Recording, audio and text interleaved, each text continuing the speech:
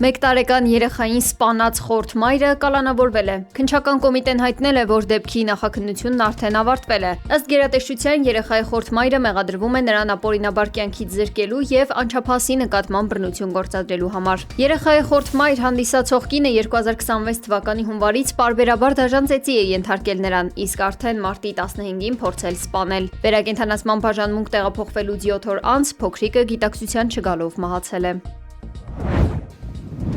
Արդեն 5 օր է Բամբակ գետում չեն դադարում 13-ամյա Նարինե Մարտիրոսյանի որոնումները։ Աղջկան գտնելու հույսը օր-օրի մարում է։ Միացել են բազմաթիվ կամավորներ, տեխնիկա, փրկարարներ բոլոր մարզերից, ջրասուզակներ։ Վաղ առավոտից մեկնարկել են որոնումները, սակայն գետի վարարությունն ու տիղմը շատ են խանգարում։ Անգամ հատկացված տեխնիկան չի կարողանում օգնել։ Նույնիսկ դրոններն են գործի դրվել, աղջկա հետքն անգամ չի երևում։ Որոնումները կշարունակվեն այնքան, մինչև աղջկա մարմինը չհայտնաբերվի։ Իսկ այս ընթացքում դեռ չեն հուղարկավորել նրա քրոջը 7-ամյա Նարեին, սպասում են երկրորդ աղջկա մարմինը հայտնաբերելուն։ Նարեի մարմինը հայտնաբերվել էր հունիսի 17-ին, ողբերգական դեպքից 2 օր անց։ Հունիսի 15-ին քույրերը փորձել էին գետն անցնել այնտեղ տեղադրված խողովակի վրայով, շրջանցելով վերգետնյա անցումը, որը կերկարացներ իրենց ճանապարհը։ Այդպես էլ վերջնակետին չէին հասել։ Մինչ օրս ստացված տեղեկությունների համաձայն մի քույրն ընկել է գետը ու սկսել խեղդվել, մյուսն էլ փորձել է օգնել ու ինքն էլ է հայտնվել այնտեղ։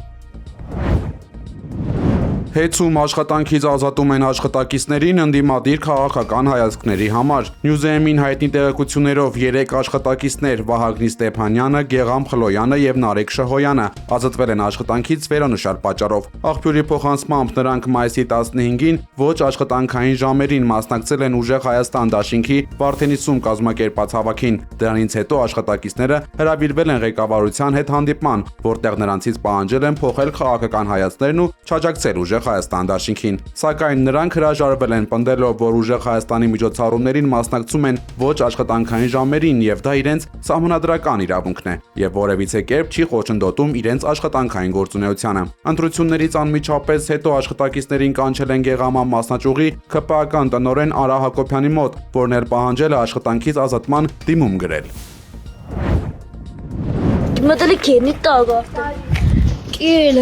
Շիրակի մարզում հաշվում են կարգտահարության վնասները։ Մարզպետ Դավիթ Արուշանյանի հանձնարարությամբ ձևավորված հանձնաժողովը դեռ նախօրեից սկսել է Շիրակի մարզում, մասնավորապես Գյումրի քաղաքում տեղացած ուժեղ կարկուտի հետևանքով պատճառված գույքային վնասների գնահատման աշխատանքները։ Հաշվառվելու է նաև գյուղատնտեսական նշանակության հողատարածքներին եւ մշակաբույսերին պատճառված վնասը։ Վնասների գույքագրում իրականացվում է տեղում, յուրաքանչյուր համայնքում։ Երեկվանից սոցցանցերում տարածվում են Շիրակի մարզի բնակիչների տեսանյութերը, կարկուտի ու դրա վնասների չափերը։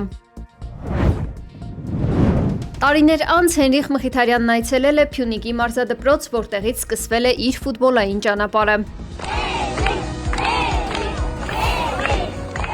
Փյունիկի համար արդեն խորհրդանիշ դարձած Փարքի ծառի մոտ Մխիթարյանը թողել է իր ձեռքի եւ ոտքի հետքերը։ Ապա Փյունիկի ներկայացուցիչները եւ միջոցառման մասնակիցները հարգանքի տուրք են մատուցել նրա հոր Համլետ Մխիթարյանի հիշատակին։ Սա յուրահատուկ վերադարձ է այն վայր, որտեղից ամեն ինչ սկսվել է։ Մխիթարյանը Փյունիկ ակումբ է մտել 1995 թվականին, իսկ 2006-ին ընդամենը 17 տարեկանում իր դեբյուտն է նշել մեծահասակների թիմում։ 2009 թվականը եղել է նրա վերջին մրցաշրջանը ակումբում, որտեղ 10 խաղում դարձել է 11 գոլի հեղինակ։ Փյունիկի կազմում անցկացրած տարիներին նա 4 անգամ դարձել է Հայաստանի չեմպիոն, 2 անգամ նվաճել սուպերգավաթ եւ 1 անգամ Հայաստանի գավաթը։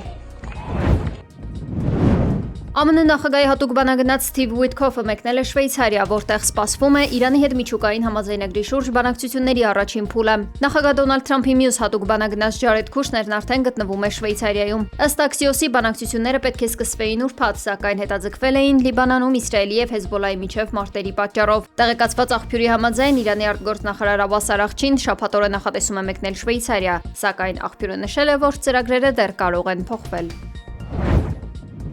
Թեհրանը պատրաստ է շարունակել Վաշինգտոնի հետ դիվանագիտական գործընթացը, եթե Միացյալ Նահանգները լրջություն ցուցաբերի։ Կատարական Ալ Ջազիրայի հետ զրույցում հայտարարել է Իրանի փոխարտգործնախարար Սաիդ Խաթիբզադեն։ Մենք պատրաստ ենք քայլ առ քայլ առաջ գնալ, եթե հակառակ կողմն էլ նույնպիսի լրջություն դրսևորի, նշել է նա։ Հարցազրույցի ընթացքում Խաթիբզադեն դատապարտել է նաև Լիբանանի ուղղությամբ Իսրայելի վերջին հարձակումները, ընդգծելով, որ եթե Իսրայելը շարունակի պատերազմը, ապա կլինեն ծանր եւ անխուսափելի հետևանքներ։ Նա հավելել հայտարարել է, որ Իրանը ձգտում է խաղաղություն հաստատել բոլոր ճակատներում, այդ թվում Գազայում, եւ պարզաբանել, որ հակամարտության պատճառով Լիբանանը ներառվել է փոխըմբռնման հուշագրում։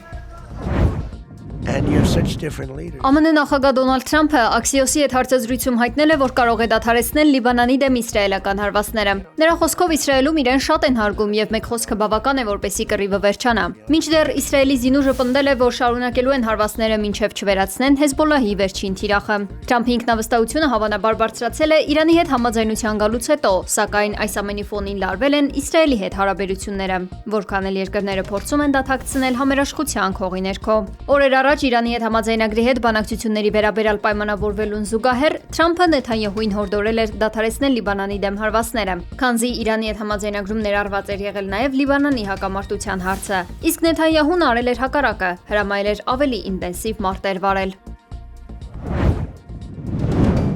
Թեհրանը չի պարտվել այս պատերազմում Վաշինգտոնին, չնայած Իրանի գերագույն առաջնորդ Ալի Խամենեիի սպանությանը եւ հրթիռային հարվածներին։ Գրել է Ռուսաստանի անվտանգության խորհրդի փոխնախագահ Դմիտրի Մեդվեդևը, մեկնաբանելով ԱՄՆ-ի եւ Իսլամական Հանրապետության միջև հուշագիրը։ Մեջբերում Թեհրանը մեղմասած չի պարտվել այս պատերազմում Վաշինգտոնին, չնայած Իրանի պետության ղեկավարի սպանությանը եւ ավերիչ հրթիռային հարվածներին։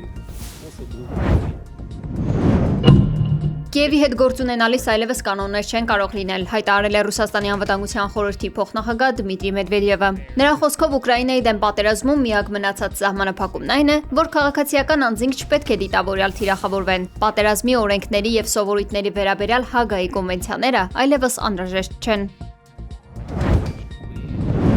Пан Лукашенко говорить, що він не хоче бути втягнутим в цю війну. Երբ Լուկաշենկոն ասում է, որ չի ուզում ներքաշվել այս պատերազմի մեջ, ապա նա պետք է անկեղծ լինի, գոնե իր ժողովրդի հետ։ Հայտարարել է Ուկրաինայի նախագահ Վլադիմիր Զելենսկին։ Նրա խոսքով ոչ թե ինքը Լուկաշենկոն կարող է ներքաշվել պատերազմի մեջ, այլ Ռուսաստանը կներքաշի ամբողջ Բելարուսը։ Անդրադառնալով ռուս-ուկրաինական հակամարտությունում ԱՄՆ դերակատարությանը, նա նշել է, որ առաջին անգամ ամերիկյան կողմը դրականորեն է արձագանքում իրենց հրթիռների արտադրության լիցենզիաների գաղափարին։ Մեջբերում նախկինում ես բարձրացրել եմ այս հարցը եւ տրամադրել եմ այս տեղեկատվությունը, սկսած նախագահ Բայդենի վարչակազմից, բայց մենք երբեք ոչինչ չենք ստացել։ Այժմ Աստծո կամքով նրանք կանցկացնեն բոլոր անհրաժեշտ խորհրդակցությունները համապատասխան կողմերի, արտադրողների, վարչակազմի եւ զինվորականների հետ։ Մեջբերման ավարտը։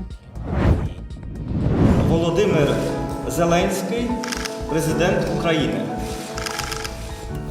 Ուկրաինայի նախագահ Վլադիմիր Զելենսկին զրկվել է Սպիտակ արծվի շքանշանից, Լեհաստանի հնագույն եւ բարձրագույն պետական պարգևից։ Նման որոշում է հայտնել նախագահ Կարոլ Նավրոցկին, ընդգծելով, որ Ուկրաինայում ՈՒԱԲ-ի գործիչների հերոսացումն անընդունելի է լեհական կողմի համար։ Սպիտակ արծվի շքանշանը ավանդաբար շնորհվում է միայն ակնառու պետական գործիչներին հատուկ ծառայությունների համար։ Զելենսկին այս պարգևը ստացել էր 2023 թվականի ապրիլին Աջեյ Դուդայի ձեռքից։